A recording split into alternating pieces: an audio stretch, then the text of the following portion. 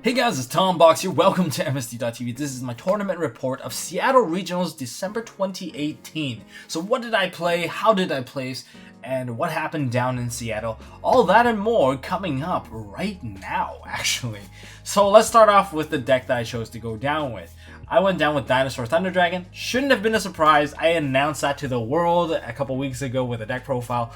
And yeah, that's exactly what I played. Well, not exactly what I played. I changed it up a little. You know what? Let's just do a quick little profile of the deck, and then we'll continue on.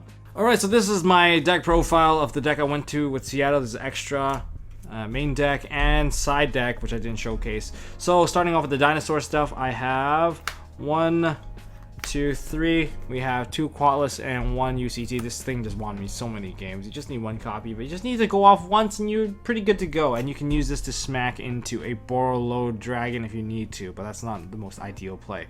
Double Quatless because you use it to fetch pills. Then we have a Giant Rex and 1 John Cena because this is really good. You can pill into this and you can use it to pop boards just in case they have those really annoying back row where they're like, oh, I'm gonna flip a floodgate on you, and you be like chain Pancratops, pop it, and then the floodgates don't fully resolve when you get your whole board out, which is really nice. It actually works out. And then triple Oviraptor because this is your pill searcher and one of your like few normal summons in the deck. So for the Thunder Dragons, we have Gemini Amber for the Brilliant Fusion, Double Hawk because I don't know how to cycle 1 Hawk, so I'm using 2, and it actually worked out pretty well. And I actually used the Magical Mallet effect and actually dug me out an Oviraptor, which gave me a further push. Triple Roar because this is your main monster. It lets you fetch out another monster, your tour guide per se, E-Telly almost. Triple Dark because Dark searches for any Thunder Dragon card. 1 Phantom Sky Blaster. I want to play 2 now. I did cut 1 from my original deck profile and I regret it because I should have just played 2 because it offers outs against Thunder Dragons by itself, which is, I don't know why I didn't play more. Just an idiot move on my part, and I didn't utilize a full extra deck for this card. As for hand traps, Effect Failure. Basically, it does the same thing as Ash if you're stopping the monster that's on the board. It's acting as impermanence, and you can also keep this in hand when your opponent is expecting, there's no negation because no one's playing Veiler. Well, you can Veiler them and they'll be kind of stunned and not ready to expect what's next because this basically acts as a not once per turn Ash. It's basically a super flexible hand trap that gets the job done. Whereas Ash Blossom Joy Swing, you still have to play 3 up because it stops every single form of deck synergy. It's just once per turn, whereas Veiler is not. Even though I only play 1 Veiler, it just throws a wrench into your opponent's plans. That's basically it for hand trap. Triple Ash, 1 Veiler. Of course, I still have Impermanence, but I have Allure of Darkness, and you may have noticed that I have different rarities. This is actually on purpose because I don't remember what I need to side out. So whenever I see something that's an odd rarity, it's probably one of those cards I would side out. And if I'm going second, I would probably side out one of these Allure of Darknesses. And then I have Gold Sark as well. Gold Sark, although the foil one is the one I would take out. So triple Gold Sark and then triple Brilliant Fusion. Yeah, if you open Brilliant, you're like in a really good spot. And a lot of people scoop when I just played a Brilliant when they had no answer. 1 Thunder Dragon Fusion. You can cycle this one using Roar, and I recommend you to actually cycle it with Roar. Now for the dinosaurs, we have triple Fossil Dig because it's just more copies of Oviraptor. And if you already have Oviraptor, you can use it to fetch the Giant Rex so that you can make Dolka. And once you have Dolka, your hand traps are no longer a problem.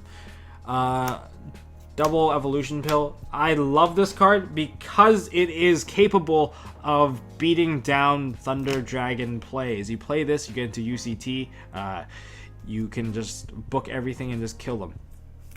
It's an out towards Thunder Dragon boards. So just a built-in out is always very nice. Foolish Burial. After I get Ash on the Oviraptor, I play Foolish, and then the same thing just happens, and they just really don't like it. 1 Monster Reborn. Didn't see this card. Yeah, I didn't see this card ever. Instant Fusion. I would cut this in the future because I actually don't need it anymore. Because if I just played another Phantom Sky Blaster, it would have just been a lot easier. So yeah, I was going to cut this. But this came out once where I used it. I really wanted to use this against Sky Striker, but I couldn't, and instead I used it against like BA. And then my last set of cards, triple Infinite Impermanence, because you just need hand traps. You just need to be able to negate stuff this format anyway. So that's my main deck. Extra deck, nothing too special. Triple Colossus. Okay, you guys are not gonna enjoy this because I put on the oversleeve. I just want to keep my sleeve protected because I am using the OCG anniversary sleeve. So Triple Colossus. Sorry for the glare. You guys already know my deck profile. Check out the other video if you want to see the full deck profile. Witch's Apprentice, Reproticus, and some Summoner. Maybe I can just adjust the lighting here a little just so it's a little easier. Yeah, super glary. You guys are not gonna enjoy this. One copy of Saryuja Skull Dread. I use this a lot. This thing, if you think you're not going to go into something good, you're likely going to go into something good, because that extra summon for the dinosaur is the OTK push if your hand was really bad. One Link Spider. This is mainly for Phantom Sky Blaster. I did use it once. Not really impactful. Nightmare Phoenix and Nightmare Unicorn. Okay, just utility links. And I guess the other Thunder Dragons, I guess Titans, and I did use Thousand Eyes Restrict, because Thousand Eyes Restrict was able to eat Sky Strikers, but I never got to eat Sky Strikers. But you can use it to eat a Thunder Dragon as well. But I used it to eat a BA. Prismura and Dolka. So yeah, just these two. That's my extra deck. And what would I cut? Well, if I cut the Instant Fusion, this is the card I'm cutting. I'm putting a Borreload Dragon. Oh my god, I needed Borreload's 3 instances. I needed it against Prankids. I needed it against so many other decks. Yeah, just a mistake by not playing it. And as for my side deck, this is the part I never really showed you guys. This is my tech for a side deck. An extra Thunder Dragon Fusion and a Denko Sekka. I didn't main Denko Sekka. I could have mained it. I didn't. Mainly because I would just side these in. I would throw one away just so that I can banish it to actually add this to my hand. Or even if I did get into one of these cards, it's just that why is this so easy to throw away is because I side in triple Twin Twister with it. So whenever I put in a package, it's these 5 going in together. And if I go Twin Twister, toss the Thunder Dragon Fusion, I get to pop the cards, and then I get Denko Sekka anyways. So if they try to reset their back row, Denko will kind of be like the follow-up to that entire play. So that's 5 cards. Call by the Grave, clutch card. Yeah, I don't know if I would take this out ever, is because it's just really good. And a part of my main deck previously, which were Ghost Bells, good against Prankids, good against Sky Striker. I like it. I sided 2 goes in match for the Prankids. Although, okay, let me just tell you this thing about this versus Prankids. It doesn't really even matter because they can actually pop this. They just go into, when they fuse into the rocket, they can still summon out the Fire Dude, and their token is also Fire Dude, which also gives them access to Phoenix to pop this particular card. That's just something you should be aware of. But against anything else, yeah, it's still pretty good. And the final cards, Triple Mind Control, Sky Striker, Thunder Dragon, I don't know, Altergeist, they all just work. They just work against them. It's really good. So yeah, that's basically it. So that was the Dinosaur Thunder Dragon deck that I played down at the regionals. I finished with a record of X2-1, 6 wins, 2 losses, and 1 draw.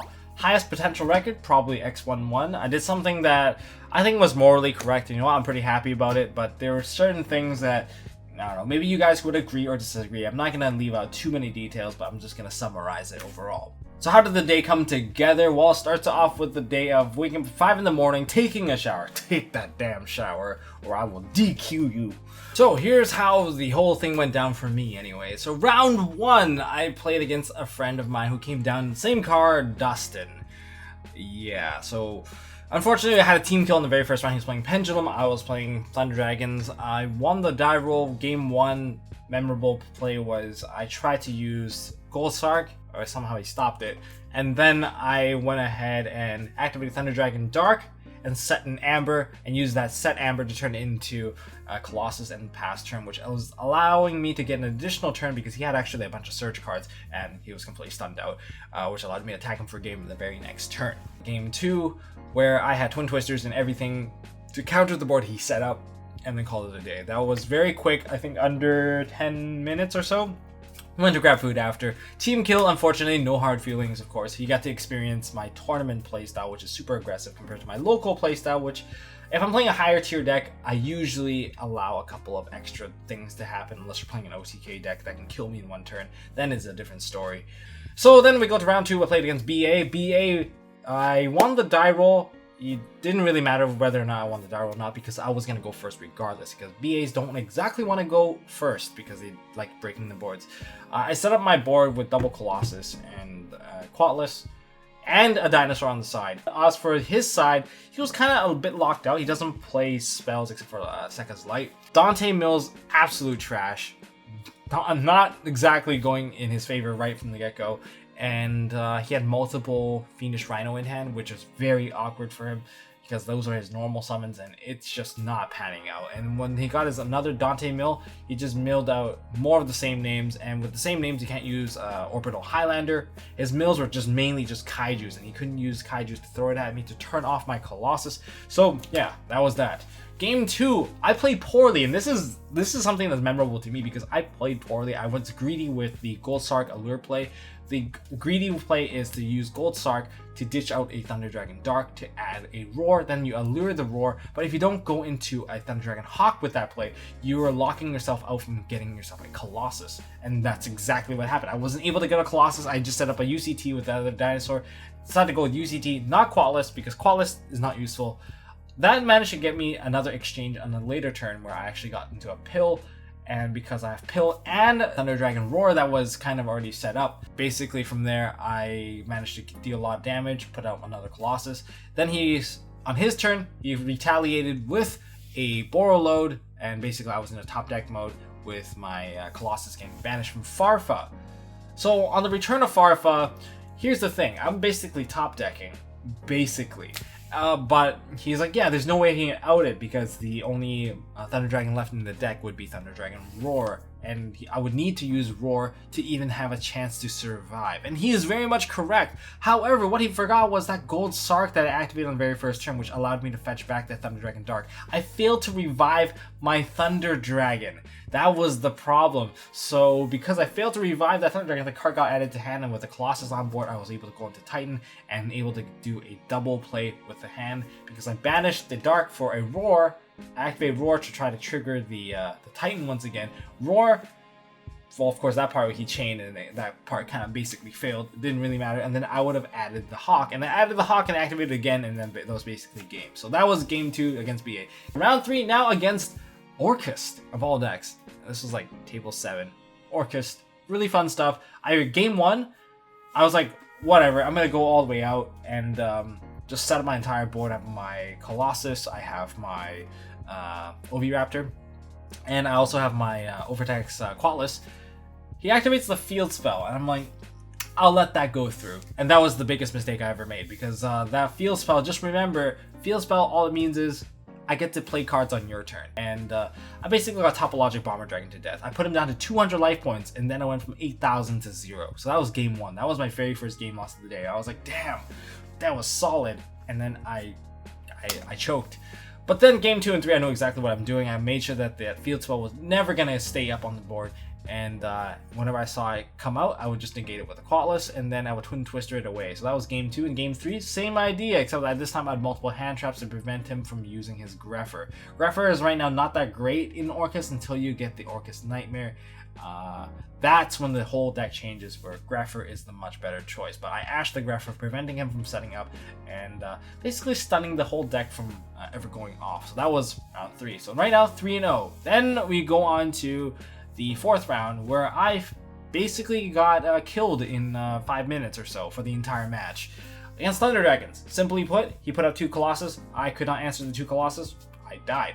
I had 1 impermanence. I played Allure, tried to dig for it. Because I played Allure, he knew how to side against me. But the siding does not even matter, because I chose to go first. And because I chose to go first, my opening hand was Thunder Dragon Roar, Ultimate Conductor Tyranno, Ash Blossom Joyous Spring, Thunder Dragon Hawk. I could not activate a single one of these cards for the life of me. So I passed turn, and then I died. And that was the end of it. Whenever you beat someone, or when someone beats you, you can talk about the deck, how it's supposed to function. And I was trying to learn how to counter Thunder Dragons a bit better, because I completely bricked. I didn't even get a chance to play, but I will get my Redemption Thunder match later on. So I guess moving on, the next round I played against Prankids. I didn't give Prankids enough respect because I didn't know how to play against it, and I was like, oh, Prankids, what? It's just a prank, it's just a joke. But it was not just a joke. It's such a strong deck to fill out, like just fill the entire field with stuff. Mainly because there's Roxy's. If it wasn't for Roxy's, I wouldn't be like suffering this much. Game 1, I suffered a massive defeat. There was no way I could have won that one. After I set up my board, Quatless, I should have just negated the poly, just straight up negate poly. But unfortunately I didn't, and my Quatless got baited, and then Colossus doesn't exactly do enough, especially when there's a Boral Load Dragon. Basically, I died on the early turn. I scooped it up. But game 2, I got my setup with double Colossus at the very early game and another Quatless. This time around, he baited out the Quatless, basically forced me into negation, and then he played his poly. Now this time I sided in the Ghost Spell. And he had to exchange a couple of cards to get to the fusion, but when he played his fusion, he had one card in hand, which for the Roxy's to banish and draw a new card. So he did that, and then he activated the Rocket. I'm like, all right, he activated Rocket, time to Ghost Spell. I was hoping to use Call by the Grave instead, but I didn't have it, so I used Ghost Spell. The card that he top decked was a Call by the Grave, and from winning back to taking a beating, and then there's that Borreload once again. Now this is the part where it gets kind of weird, because his life was lower at first, and then I was higher. But then over the exchange, I had to wall off because I could not fight the Borreload, so I walled off quite a bit. And he noticed that because of the walling, we've been basically burning the timer. At least the timer was getting burned over I don't know, 12 or 13 turns. This wasn't me like using the same turn over and over again. This was me going through multiple turns, multiple battle phases, and that was how the timer was getting drained. But it got to the point where he had an opening and he summoned out a Roxy's and attacked, where I used that opportunity and I went into Titan and retaliated, which pushed him even lower than before. Again, we went back into that cycle of attacking whatever, and thanks to Thunder Dragon Fusion and Brilliant Fusion, I was able to retrieve Titans and basically loop it once again, and the timer basically burned out from there. Over an exchange of 6 or 7 battle phases, I was able to stay alive. I actually didn't really want to stall the clock, but it took a while to actually establish it so that I would have a second defense play like 2 or 3 turns after. That was what I was doing, but I was really trying to dig for that mind control. I just want to mind control it so I can just attack for a game and call it a day. But I couldn't do it, and that was how I basically ended up with a draw right there with a game that I won in time. But I was trying to dig that mind control, really. Because you can always mind control a Borreload Dragon. So, aside from that, then that was now like X11. Next round, moving into, I played against, I believe, is this Thunder Dragons? I think it was a Thunder Dragon matchup at this point. I got to experience my full plethora now, where I didn't brick against Thunder Dragons. He opened with a Denko plus a Thunder Dragon Colossus. Wasn't strong at all, I think, because I think he kind of bricked on that one. I just played Pill and then just wiped the floor with that board. Then game 2 came around. He managed to get a big setup. My hand was actually really bad until I top decked the 6th card, which is Mind Control. Mind Control plus a Roar gave me full control and made me come back. It wasn't like an OTK or anything. It was a bit of like a stalemate. He played Thunder Dragon Matrix to boost up his dude. I don't have Matrix. I had to be the one on the defense until finally he managed to cycle out his board where he got 2 Colossus and a Titan. And I'm like, oh my god, what am I going to do about that board? Well, because of our exchange, eventually there was a Thunder Dragon Colossus in the graveyard. And I top decked Call by the Grave. I activated Call by the Grave, banished it, and then now that that's completely turned off, I can play my Fossil Dig. And then from Fossil Dig, I went to UCT, booked everything, attacked for game. So that was the best top deck I could ask for. Then I moved on to Gemini FTK versus John Gregory, the guy that was featured in another deck profile. Go check out that deck profile. And game 1, he made a slight misplay on his part, but he needed to clear off the Thunder Dragon Colossus. And because he couldn't clear off the Colossus, it was basically game.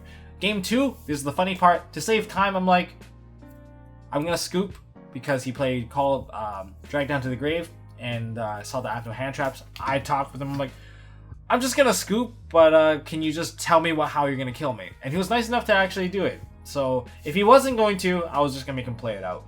But since he did, he was nice enough, like, I'm going to use Lapis Lazuli, Diamond, and Diamond again.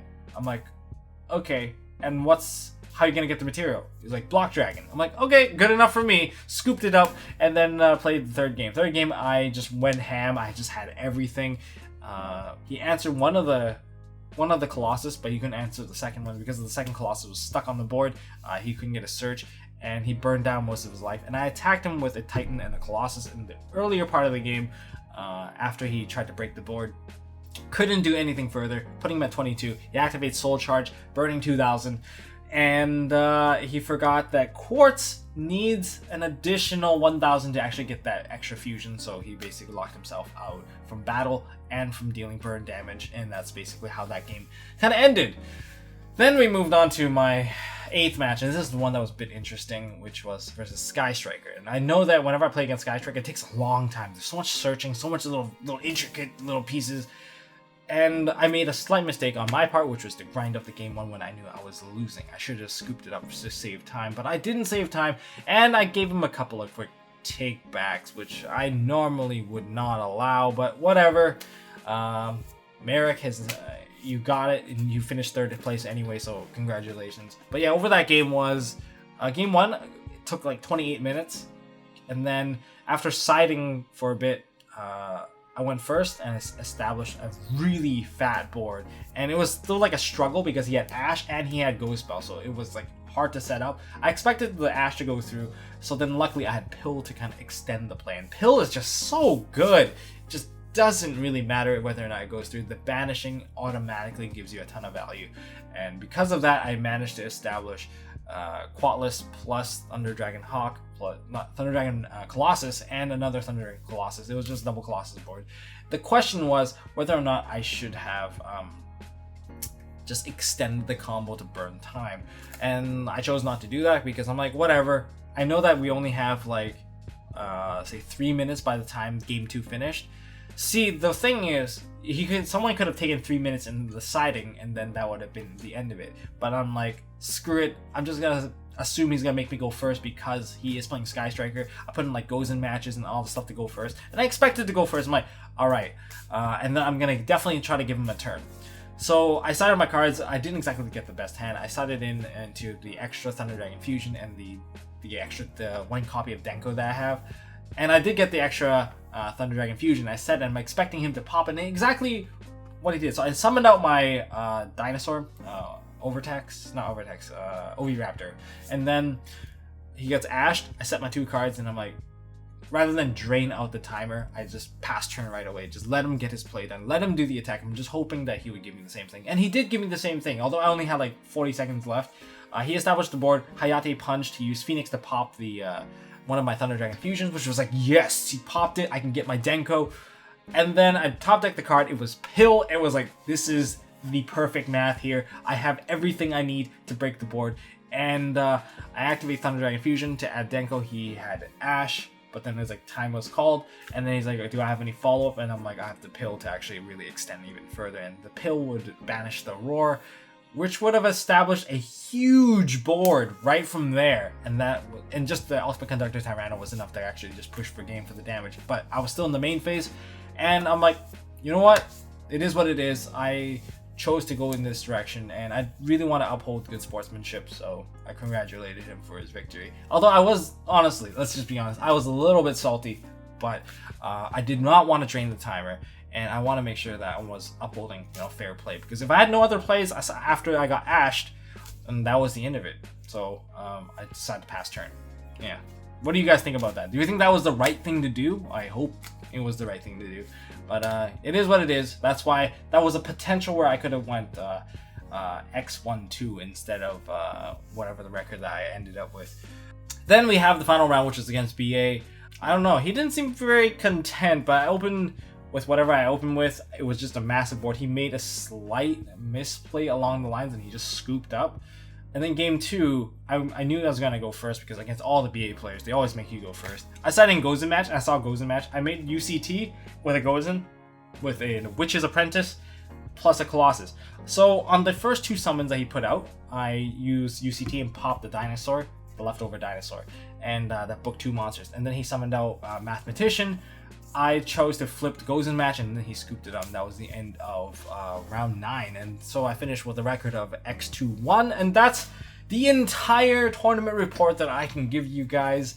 Huge shout outs to my friends Nishi, Dustin, Dylan, Andrew. Also want to give a huge shout out to Jesse from Team Legacy, because I guess around midnight, around 1 o'clock, he was the one that was helping me with the side deck. I was really asking him questions. And that's how I ended up with modifying my main deck to put in more impermanence, putting in that Veiler. I always ask about Veiler because Veiler was always on my mind, but definitely a valuable tech that you should try right now. So that's all I got for this video, guys, and that's my entire tournament report summarized into like 20 minutes. If you guys enjoyed it, hit me with a thumbs up. If you guys want to see more stuff from MST.TV, I guess what was that thing coming up? The little prize or the little gift I'm giving it to everyone is almost ready. My Patreons already have it because I gave them early access to it, but yeah, it's coming very soon for you guys as well. So if you guys want to check that out, don't definitely hit the subscribe button and hit the notification bell so you can be notified of when that gift is available for you guys to download and use. Anyways, until next time, we're proceeding now to the end phase. Hey guys, thanks for watching. If you like this video, please drop us a like so we know we are doing a good job, and you can also subscribe to MST.TV for more fantastic videos by clicking on the button on the left. Don't forget to check out our partners at Imperium Duelist. They make really high quality mats, including some of my own limited edition release stuff. And if you want to check out one of our past videos, click here on the right. As always, don't forget to hold on to your MST.TV, and I'll see you next time.